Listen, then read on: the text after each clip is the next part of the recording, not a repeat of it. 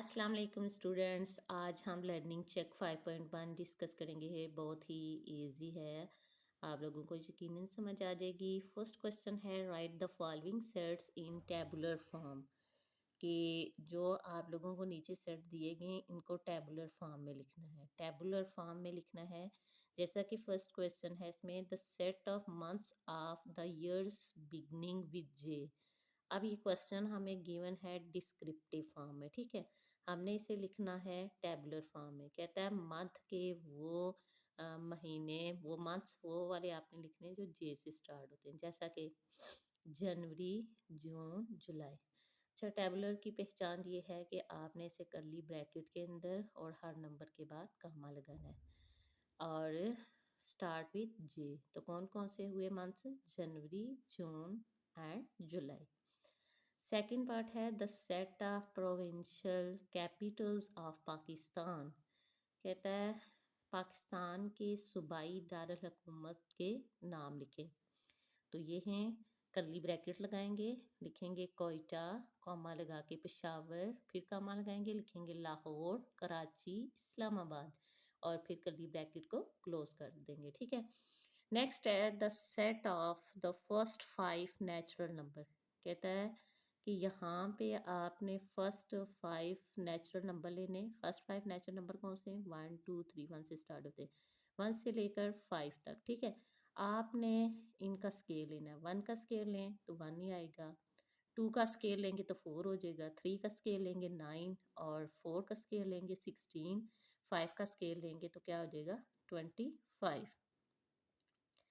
Next है the set of all even positive integers less than 16। कहते हैं positive integers लिखने और 16 से लेस होने चाहिए। Even positive integers, even number बच्चों वो होते हैं जो 2 पे डिवाइड होते हैं, जिन पे 2 का टेबल अप्लाई होता है, ठीक है। तो ये आप लिख देंगे 2 4 6 8 10 12 एंड 14। हाँ, इसके बाद आता है 16, लेकिन क्वेश्चन में कहा गया लेस देन 16 लिखना है, ठीक है। नेक्स्ट है, अच्छा नेक्स्ट है the set of all odd numbers less than 15। अब आठ नंबर लिखने हैं और 15 से लेस लिखने हैं। आठ नंबर वो होते हैं जिन पे 2 का टेबल अप्लाई नहीं होता, ठीक है।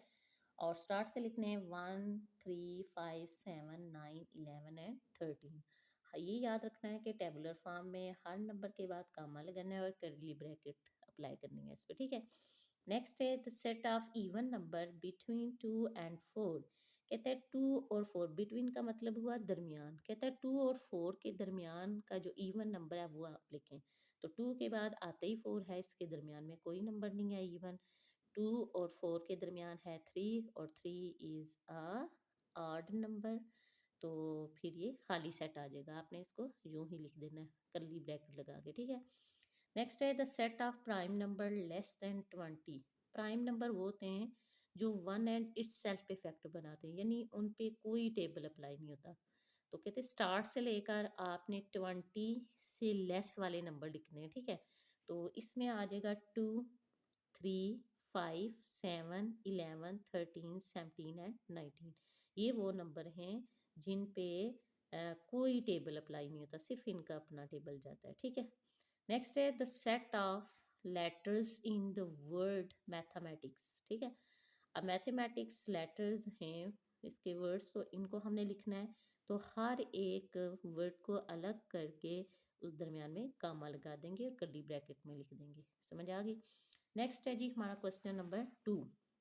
लिखा गया right the following set in descriptive form and set builder form. Descriptive form जैसा कि आपको क्वेश्चन नंबर 1 गिवन था, स्टेटमेंट की सुने डिस्क्राइब किया जाएगा, वजाहत करना। जैसा कि ये सेट आपको गिवन है तो आपने बताना है कि इसमें कौन से नंबर आपको गिवन है। जैसा कि आपने क्वेश्चन नंबर 1 जो है ना, ये सारा आपको डिस्क्रिप्टिव फॉर्म में गिवन था, आपने इसे कन्वर्ट किया टेबुलर फॉर्म में, ठीक है। अब ये जो क्वेश्चन नंबर 2 है ये टेबुलर फॉर्म में गिवन है, आपने इसे डिस्क्रिप्टिव फॉर्म में भी कन्वर्ट करना है और सेट बिल्डर फॉर्म में भी कन्वर्ट करना है, ठीक है। तो डिस्क्रिप्टिव फॉर्म में कन्वर्ट करने के लिए फर्स्ट पार्ट है हमारे पास 0 2 4 6 8 एंड 10। अब इसको हम डिस्क्रिप्टिव फॉर्म में कन्वर्ट करेंगे।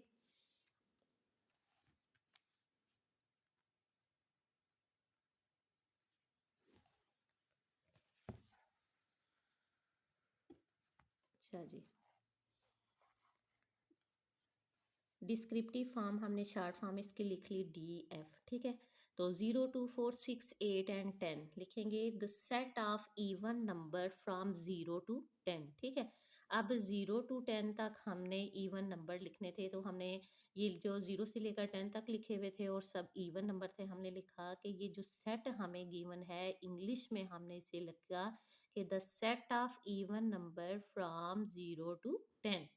अच्छा, नेक्स्ट है जी, इसे सेट बिल्डर फॉर्म नोटेशन में लिखें, ठीक है। सेट बिल्डर फॉर्म क्या होती है कि इसमें एक सिंबल्स, ठीक है, सिंबल्स आपने लगा के बताना है कि इस सेट को हम कैसे लिखते हैं। जैसा कि एक्स, यहाँ पे मैंने कर्ली ब्रैकेट लगाई है, कर्ली ब्रैकेट लगाने के बाद मैंने लिखा है एक्स सच दैट एक्स, ठीक है। एक्स सच दैट, ये जो दरमियान में लाइन लगी है इसे कहते हैं सच दैट एक्स। ये एक्स जो है, ये जो सेट ए के अंदर वाले सारे एलिमेंट्स हैं इन्हें हम कहेंगे कि ये हमारे पास क्या है, सेट है, ठीक है। तो x such that x belong to E, belong to E, यानी ये जो सेट ए के अंदर जितने भी नंबर लिखे हुए हैं इनका जो खानदान है या इनका जो ताल्लुक है वो ई से है, ठीक है। ई मीन इवन नंबर, यानी इवन नंबर्स का ये इवन नंबर है इसमें सारे, ठीक है। अब ये तो हमने इसका खानदान तो बता दिया कि इसका खानदान जो है वो इवन नंबर है। अब नेक्स्ट हमने ये बताना है कि ये नंबर कहाँ से स्टार्ट हुए और उनका एंड कहाँ पे हुआ, ठीक है। आपने नेक्स्ट लिखना है एंड, ये सिंबल कौन सी है, एंड की, and x less than or equal 10, कि ये जो नंबर हैं ये लेस देन आर इक्वल 10 है, ठीक है।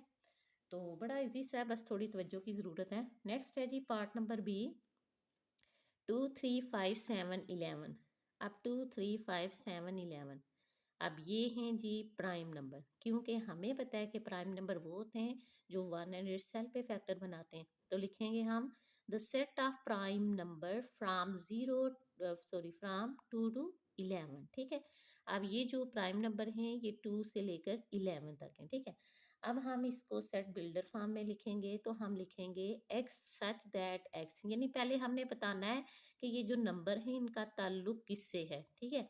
अब हमने यहाँ पे कहा जी x such that x belong to P, ठीक है।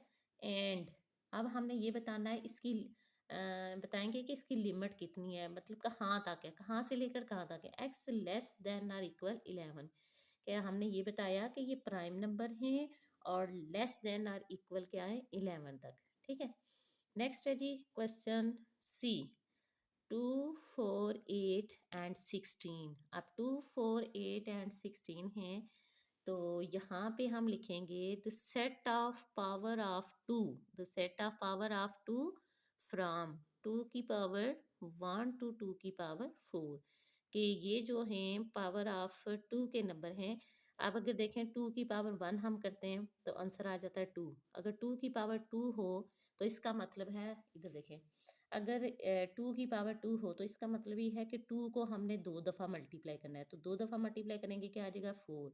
अगर हम कर देते हैं 2 की पावर 3 तो इसका मतलब है कि 2 को आपने 3 दफ़ा मल्टीप्लाई करना है, ठीक है। जब हम 3 दफ़ा मल्टीप्लाई करेंगे आ जाएगा 8।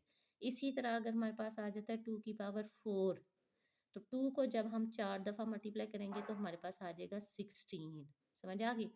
तो इसलिए हमने कहा कि the set of power of 2 from 2 की पावर 1 to 2 की पावर 4।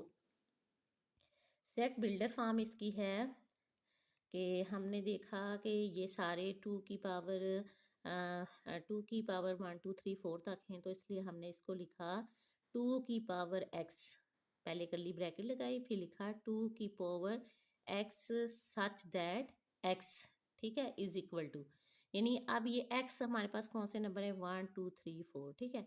अब इस x की जगह अगर हम 1 रखेंगे तो हमारे पास ये क्वेश्चन वाला जो है ना ये 2 वही दोबारा से आ जाएगा। अब ये वाला 2 अगर इस x की जगह रखेंगे तो 4 आ जाएगा, ये 3 इस x की जगह रखेंगे तो हमारे पास 8 आ जाएगा, ये 4 इस x की जगह रखेंगे तो हमारे पास क्या आ जाएगा, 16 आ जाएगा, ठीक है। नेक्स्ट है जी क्वेश्चन डी पार्ट इसका, ठीक है।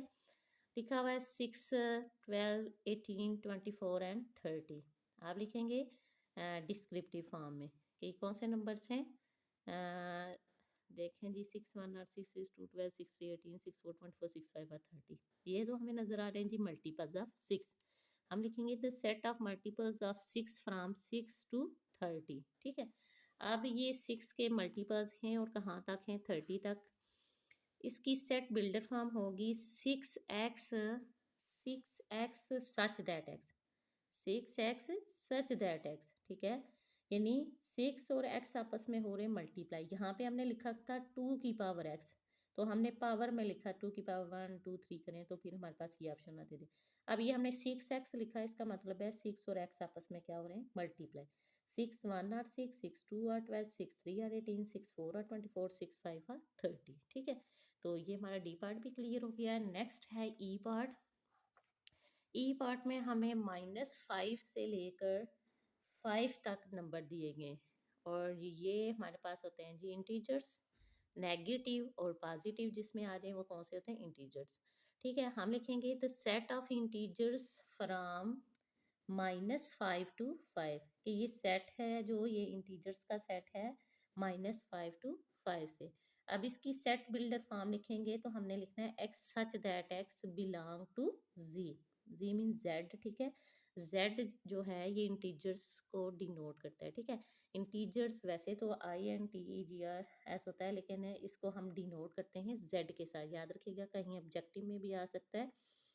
तो आपने लिखना है x such that x belong to Z. ये हमने बता दिया कि इन नंबर्स का ताल्लुक जेड के साथ है। अब हमने बताना है कि ये स्टार्ट कहाँ से हुए और इनका एंड कहाँ हुआ है, ठीक है। हम यहाँ पे लिखेंगे दरमियान में एक्स, फिर हम रिवर्स आएंगे तो x greater than or equal -5 और फिर लेस देन आर इक्वल 5। यानी एक्स के, यानी ये जो एक्स के तमाम एलिमेंट्स हैं, कहता है ये -5 से ग्रेटर और इक्वल हैं और इधर से लेस देन आर इक्वल है, ठीक है। तो नेक्स्ट है जी हमारा क्वेश्चन F 4 8 12 16 20 24। तो इसमें आप लिखेंगे the set of multiples of 4, the set of multiples of 4 from 4 to 24, कि ये टेबल 4 के मल्टीपल्स हैं तमाम और स्टार्ट कहाँ से हुए हैं, 4 से लेकर 24 तक। अब इसकी सेट बिल्डर फॉर्म आपने लिखनी है तो आप लिखेंगे 4x सच दैट x, ठीक है, इज इक्वल टू, अब ये 4 के साथ x मल्टीप्लाई हो रहा है तो अब 4 1 are 4 4 2 are 8 4 3 are 12 4 4 are 16 4 5 are 20 4 6 are 24।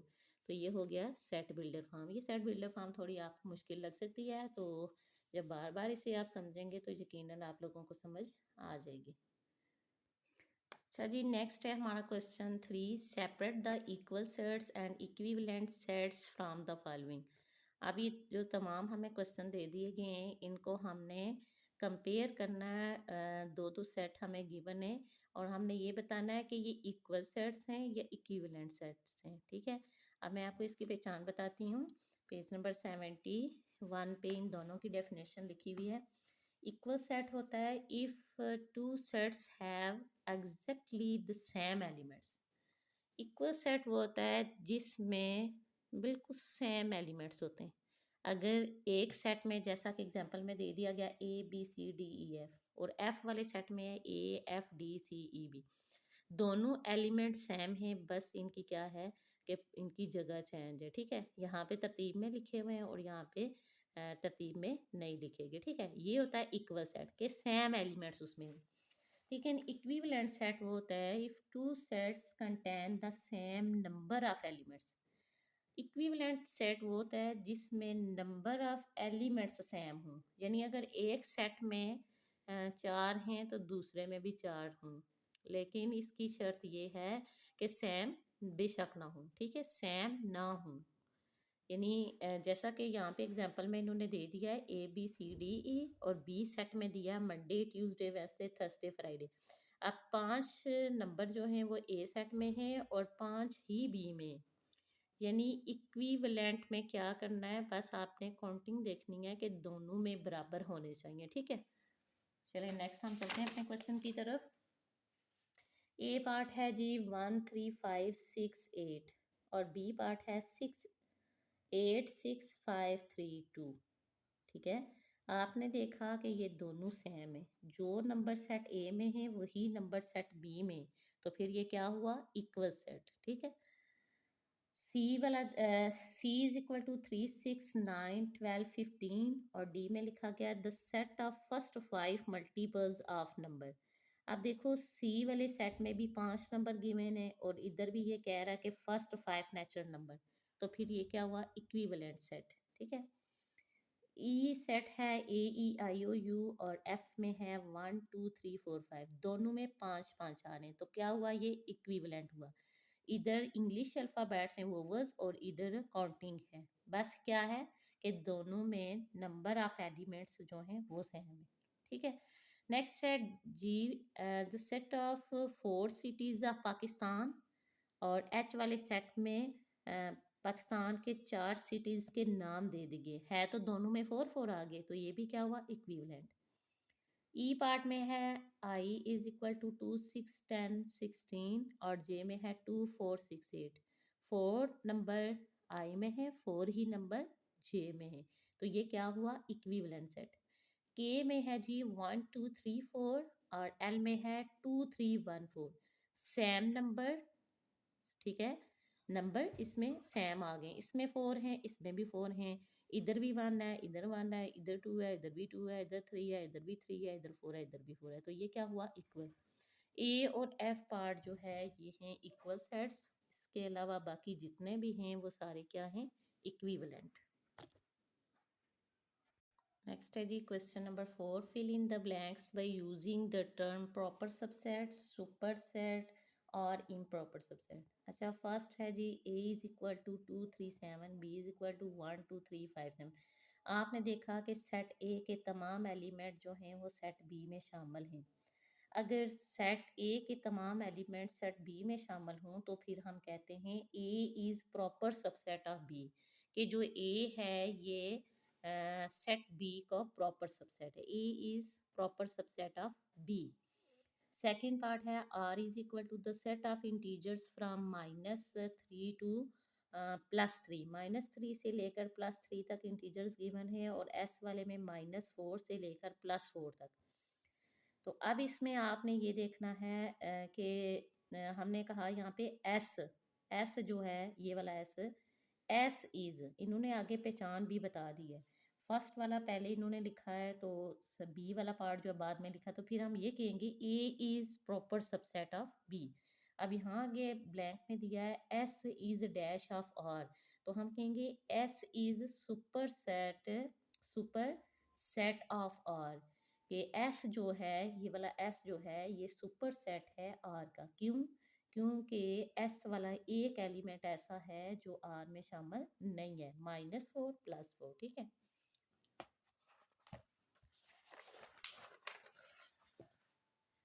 Next है जी इसका पार्ट नंबर सी।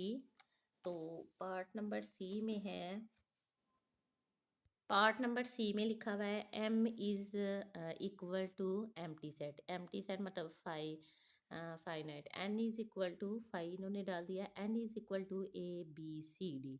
नेक्स्ट लिखा है कि M is dash of N, हम लिखेंगे M is proper subset of N. ठीक है, नेक्स्ट है E, the set of English alphabets between W and Z। ये ई सेट जो है इसमें इंग्लिश अल्फ़ाबेट्स हैं बिटवीन W और Z के, W और Z के इनके दोनों के दरमियान में कौन से नंबर आते हैं, X और Y। आगे एफ सेट दे दिया गया है और इसमें भी क्या है, X और Y।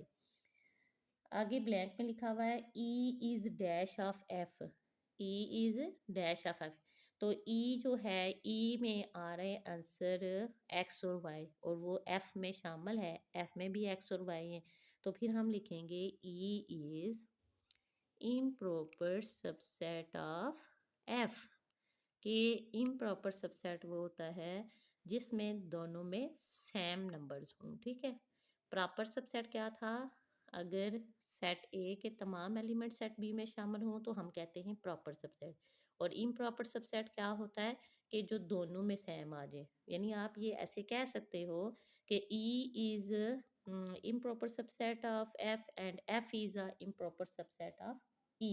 ठीक है, तो इसलिए हम कहेंगे ये इम्प्रॉपर है। नेक्स्ट है जी the set of four quadrilaterals. अब फोर क्वाड्रिलेटरल्स हैं, चार कोनों वाली शेप्स, कहते हैं बताओ। अब इन्होंने यहाँ पे दे दिया क्यू वाले में, क्यू सेट में है स्क्वायर, चार कोनों वाले है, रम्बस है, रेक्टेंगल है, काइट है, पैरेललोग्राम है, ट्रेपेजियम, इनकी चार चार साइड्स ही होती हैं, ठीक है।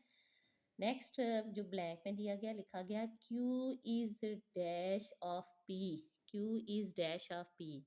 तो क्यू में ज़्यादा हैं और पी वाले में फोर कहा गया, तो ये क्या होगा, सुपर सेट, ठीक है। क्या होगा ये, सुपर सेट। क्यू में, क्योंकि इसमें एक दो तीन चार पाँच छः, इसमें छः हैं और उसमें कितनी है, चार हैं। तो ये क्या हुआ, क्यू जो है ये सुपर सेट हुआ पी का। समझ आ गई। नेक्स्ट है जी क्वेश्चन नंबर 5, बहुत ही आसान सा है। सेपरेट करना है आपने डिसजॉइंट सेट और ओवरलैपिंग सेट को, ठीक है। अब डिसजॉइंट सेट वो होता है जिसमें कोई भी कॉमन एलिमेंट नहीं होता, ठीक है, no common element. Overlapping set वो होता है जिसमें एक या एक से ज़्यादा एलिमेंट्स कॉमन आ सकते हैं। अब एक्स वाला सेट देखें, लिखा हुआ है 13 15, उसके बाद 17 19 21, 12 14 16 18 20, कोई भी नंबर इसमें सेम नहीं है, तो हम कहेंगे ये डिसजॉइंट सेट है। बी वाले पार्ट में देखें 2 3 6 9 12 15, और यहाँ पे लिखा हुआ 1 2 4 8 12 और 16। अब देखें यहाँ पे 2 और 12 दो नंबर रिपीट हो गए, और ये रिपीट हो गए तो हमने क्या कहेंगे, ये क्या है, ओवरलैपिंग सेट है। नेक्स्ट है C part, the set of even number, और यहाँ पे लिखा गया है the set of odd number. अब ये तो है ही दोनों टोटली अलग, कि ए सेट इवन है और बी सेट ऑड नंबर है, तो ये भी क्या हुआ, डिसजॉइंट, यानी इन दोनों में कोई कॉमन एलिमेंट नहीं है। डी पार्ट में देखें, m इज इक्वल टू 3 6 9 12, ये मल्टीपल्स ऑफ 3 हैं, और n जो है ये हमारे पास है 5 10 15 20, ये मल्टीपल्स ऑफ है 5। तो कहीं ना कहीं जाके ये कॉमन आ सकते हैं, क्योंकि 3 4 और 12, 3 5 और 15 आगे भी आ सकते हैं, ठीक है, 3 10 और 30, तो 5 के टेबल में 15 भी आ रहा है, 30 भी आ रहा है, और भी नंबर आ रहे होंगे, तो ये दो कॉमन हो गए, तो इसका मतलब है ये क्या है, डिसजॉइंट है। नेक्स्ट है E part, the set of prime number less than 30। Prime number लिखने हैं लेस देन 30 से। प्राइम नंबर वो होते हैं जिन पे कोई टेबल नहीं जाता, सिर्फ उनका अपना टेबल जाता है, ठीक है। और एफ सेट है 10 20 25 35 45 एंड 16 60, सॉरी। तो ये क्या हुआ, डिसजॉइंट, क्योंकि इन दोनों सेट में कोई भी कॉमन एलिमेंट नहीं है। यकीनन आप लोगों को इस एक्सरसाइज की समझ आ गई होगी। प्लीज़ मेरे चैनल को सब्सक्राइब करें, लाइक करें और अच्छे अच्छे कमेंट कर दिया करें। अल्लाह हाफिज़।